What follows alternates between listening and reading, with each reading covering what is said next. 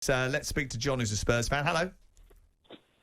Oh, lads, strap in. I've got the hump. Okay, hold on a second. Right, let me just fasten my seatbelt. Oh, wait a minute. Here we go. I'll be sitting down. Okay, right, hold on. We're starting the engine, and you're off. Ready? Well, I'm off. Guys, first of all, I spoke to Colson, Cundy and Alan Brazil recently about our club. And the point I made was about the fans. And the fans, our fan base, are causing most of the problems at the club, with the sort of level of unrealistic expectation and bordering on delusion. Point. I've just heard James, the caller there, saying that Leicester and West Ham aren't as good, are better than worse enough. Yeah, squad, yeah, but they're better than us. Well, look at the league. This is half the problem at our club. It's ridiculous. So, Kane, yeah, you want out, mate? You better go. You watch Champions League football. He ain't going to stay at our place. Go to West Ham, mate, or something like that. Listen, Jose's got to go. Dyer over Toby is a joke. I just don't know where we go from here, boys. What do you think? Well, I think the biggest issue is if you're Harry Kane and you're involved in that performance today, what is going to be your reaction? No, naturally, you're disappointed. He's not going to want to be there. But ultimately, John's just said there he's not going to want to be there. Is that going to be his reaction?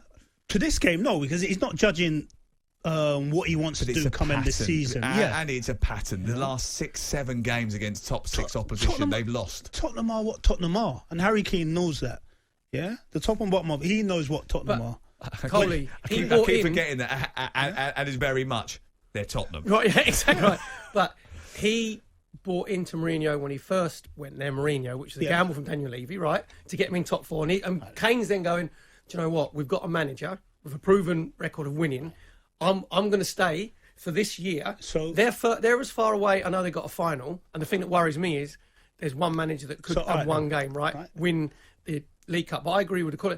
Why would Harry Kane want to stay at Spurs when you want to play at the highest level you possibly can? When Harry Kane signed that new 4-year contract, what was he thinking then?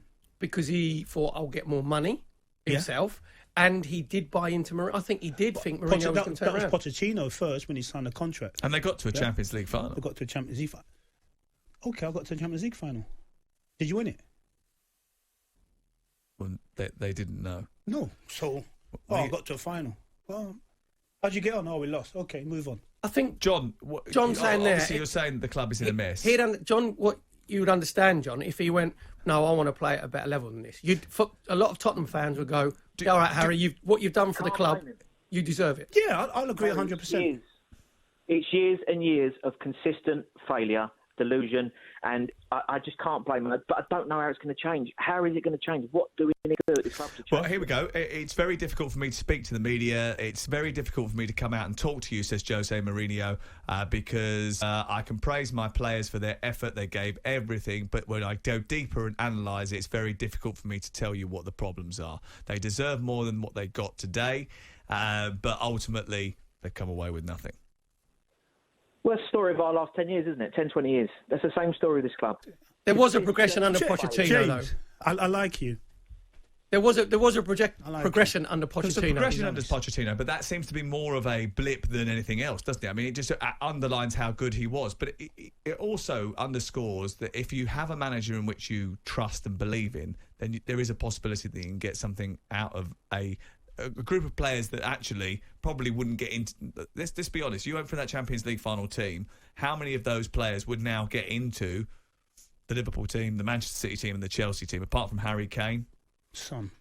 Kane and Son, the rest rubbish. The goalie's not getting any other team in the top 4, is it? Let's be completely honest. But the thing is, don't you think that Daniel Levy let Pochettino down when he didn't get rid of players that Pochettino wanted to get rid of? Totally. Yes.